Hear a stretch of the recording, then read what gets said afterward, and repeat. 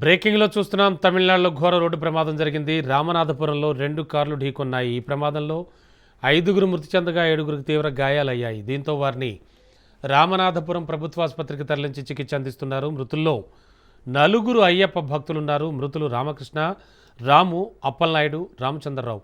వీరు విజయనగరం జిల్లాకు చెందినవారుగా గుర్తించారు. రామేశ్వరం ఆలయానికి వెళుతుండగా ప్రమాదం చోటు చేసుకుంది. సమాచారం తెలుసుకున్న పోలీసులు కేసు నమోదు చేసుకుని దర్యాప్తు చేపట్టారు.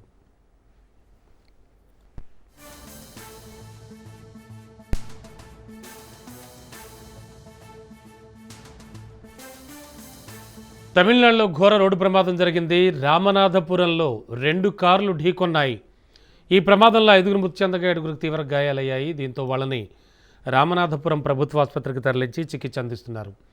మృతుల్లో 4 అయ్యప్ప భక్తులున్నారు. మృతులు రామకృష్ణ, రాము, అప్పలనాయుడు, రామచంద్రరావు. వీరు విజయనగరం జిల్లాకు చెందినవారుగా గుర్తించారు. రామేశ్వరం ఆలయానికి వెళ్తుండగా ప్రమాదం చోటు చేసుకుంది. సమాచారం తెలుసుకున్న పోలీసులు కేసు నమోదు చేసుకుని దర్యాప్తు చేపట్టారు. ఇదే అంశానికి సంబంధించి లేటెస్ట్ ఇన్ఫో విజయనగరం నుంచి మా కరెస్పాండెంట్ రమేష్ అందిస్తారు. రమేష్, ఏమిటి పరిస్థితి? ఆల్రెడీ ఎంతమంది గాయపడ్డారు? అలాగే ప్రమాద తీవ్రత ఎలా ఉంది? ప్రత్యక్ష సాక్షులు ఏం చెప్తూ ఉన్నారు? మనం ఇప్పుడు చూసుకున్నట్టయితే విజయనగరం జిల్లా గజనగరం నియోజకవర్గంలోని ఈ ఒకే గ్రామానికి చెందిన 4 ఈ ఘోర ప్రమాదంలో కొన్న సంగతి మనకు తెలిసిందే. అయితే నిన్న రాత్రి దాదాపు 2:15 సమయంలోని శబరిమల దర్శనం ముగించుకుని కారులో తిరిగి వస్తుండగా ఈ ప్రమాదం జరిగినట్టు వారి బంధువులు అయితే తెలియజేస్తున్నారు.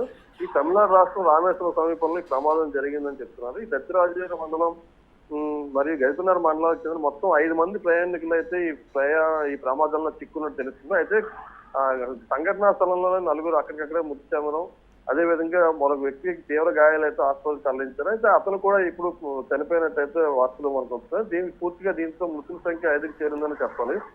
అయితే ఇప్పుడు మనం చూసుకుంటే మృతుల వివరాలు అయితే మొత్తం దాదాపు అందరూ 51 నుంచి 33, 34 సంవత్సరాల లోపు వారే ఉండడంతో ఒక్కసారిగా ఈ నియోజకవర్గం వ్యాప్తంగా అయితే విషాదాలు అలుముకున్నాయి. మొన్నటి వరకు కళ్ళ ముందు అయ్యప్ప స్వామి భజనలు, గీతాలు ఆలపించి ఎంతో భక్తి శ్రద్ధలతో స్వామివారిని దర్శించుకునేందుకు అంతా కలిసికట్టుగా వెళ్లి ఈ ప్రమాదంలో చిక్కుకోవడంతో ఒక్కసారి అంతా వాళ్ళ బంధువులతో పాటు గ్రామస్తులు కూడా తీవ్ర విషాదంలో మునిగిపోయారని చెప్పాలి. అయితే ఈ ప్రమాదానికి సంబంధించి పూర్తి వివరాలు తెలియాల్సింది. దీని మీద ఇంకా దర్యాప్తు అయితే జరుగుతుందని చెప్తున్నారు. అయితే ఈ మృతదేహాలు స్థానికంగా ఇక్కడ చేరుకునేందుకు అయితే ఇప్పుడు బంధువుల నుంచి పోలీసులు అధికారుల సహాయంతో అయితే ఏర్పాటు ముమ్మరం చేస్తున్నారని చెప్పాలి.